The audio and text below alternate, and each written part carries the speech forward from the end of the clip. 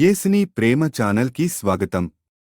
దయచేసి ఈ ఛానల్ని లైక్ చేయండి, షేర్ చేయండి, సబ్స్క్రైబ్ చేయండి. తెలుగు డైలీ ఆడియో బైబిల్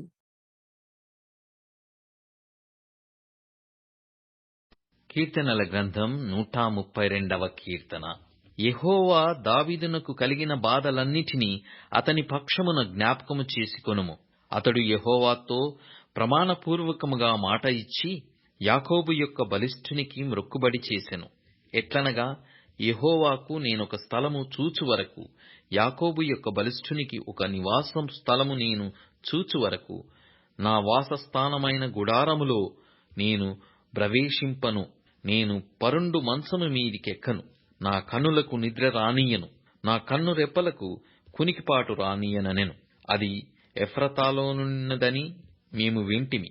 యాయరు పొలములలో అది దొరికెను. ఆయన నివాస స్థలములకు పోదము రండి. ఆయన పాదపీఠము ఎదుట సాగిలపడుదము రండి. యెహోవా, లెమ్ము, నీ బలసూచకమైన మందసముతో కూడా రమ్ము. నీ విశ్రాంతి స్థలములో ప్రవేశింపు.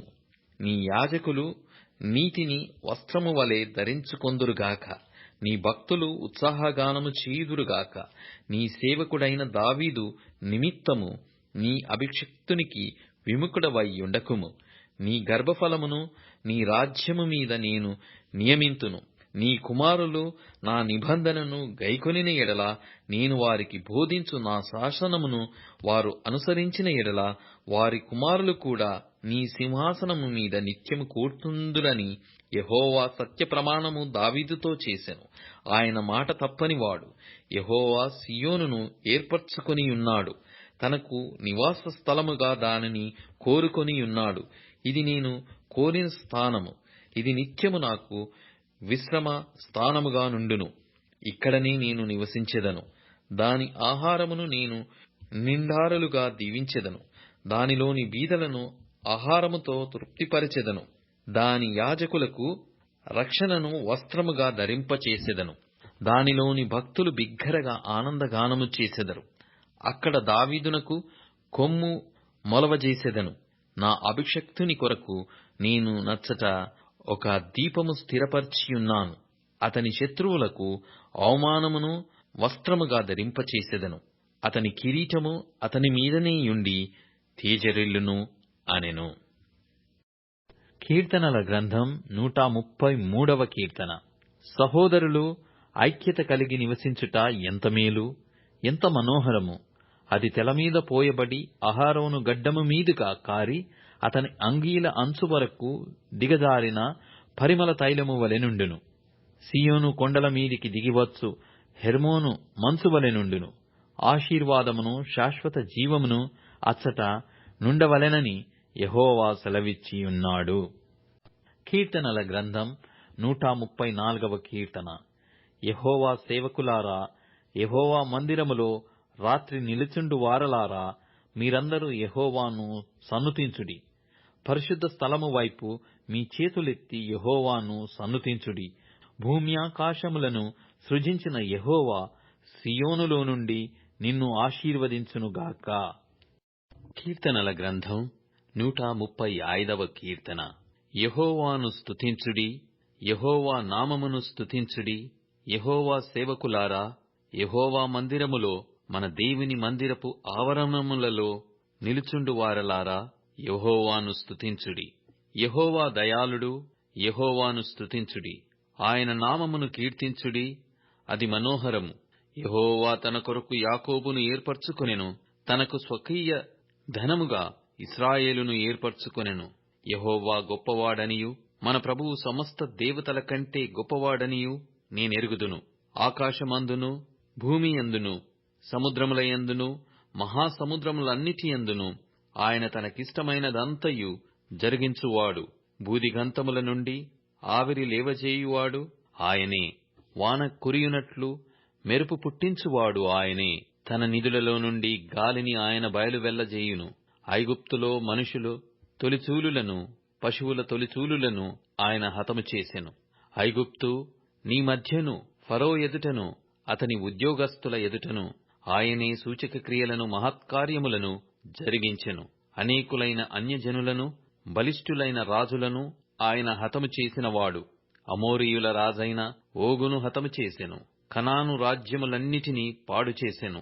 ఆయన వారి దేశమును స్వాస్థ్యముగాను ఇశ్రాయేలీయులైన తన ప్రజలకు స్వాస్థ్యముగాను అప్పగించెను. యెహోవా, నీ నామము నిత్యము నిలుచును. యెహోవా, నీ జ్ఞాపకార్థమైన నామము తరతరములుండును. యెహోవా తన ప్రజలకు న్యాయము తీర్చును. తన సేవకులను బట్టి ఆయన సంతాపము నొందును. అన్యజనుల విగ్రహములు వెండి బంగారువి. అవి మనుష్యుల చేతి పనులు. వాటికి నోరుండియు పలుకవు, కనులుండియు చూడవు, చెవులుండియు వినవు. వాటి నోళ్లలో ఊపిరి లేశమైన లేదు. వాటిని చేయువారును వాటి యందు నమ్మిక యుంచువారందరును వాటితో సమానులగుదురు.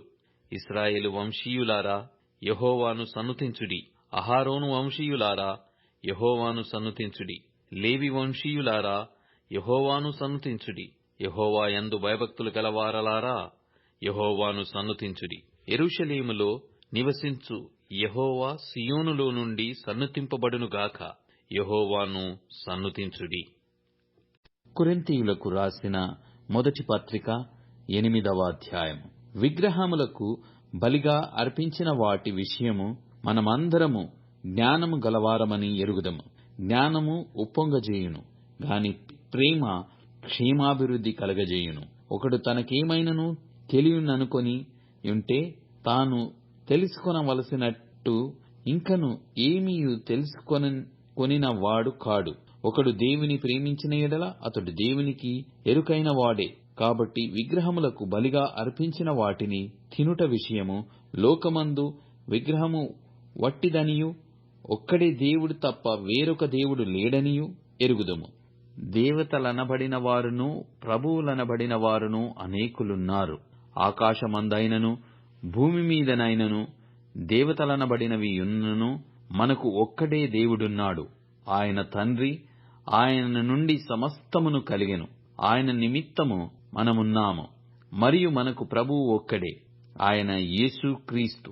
ఆయన ద్వారా సమస్తమును కలిగెను. మనము ఆయన ద్వారా కలిగిన వారము. అయితే అందరి యందు ఈ జ్ఞానము లేదు. కొందరిది వరకు విగ్రహమును ఆరాధించిన వారు గనుక తాము భుజించు పదార్థములు విగ్రహమునకు బలి ఇయ్యబడినవని ఎంచి భుజించుదురు. ఇందువలన వారి మనస్సాక్షి బలహీనమైనదై అపవిత్రమగుచున్నది. భోజనమును బట్టి దేవుని ఎదుట మనము మెప్పు పొందుదము. తినకపోయినందున మనకు తక్కువ లేదు, తినినందున మనకు ఎక్కువ లేదు. అయినను మీకు కలిగియున్న ఈ స్వాతంత్ర్యము వలన బలహీనులకు అభ్యంతరము కలగకుండా చూచుకొనుడి. ఏలయనగా జ్ఞానము గల నీవు విగ్రహముల యందు భోజన పంక్తిని కూర్చుండగా ఒకడు చూచిన ఎడల బలహీనమైన మనస్సాక్షి గల అతడు విగ్రహములకు బలి ఇయ్యబడిన పదార్థములను తినుటకు ధైర్యము తెచ్చుకొనును గదా. అందువలన ఎవని కొరకు క్రీస్తు చనిపోయెనో ఆ బలహీనుడైన నీ సహోదరుడు నీ జ్ఞానమును బట్టి నశించును. ఈలాగు సహోదరులకు విరోధముగా పాపము చేయుట వలనను వారి బలహీనమైన మనస్సాక్షిని నొప్పించుట వలనను మీరు క్రీస్తునకు విరోధముగా పాపము చేయు వారగుచున్నారు.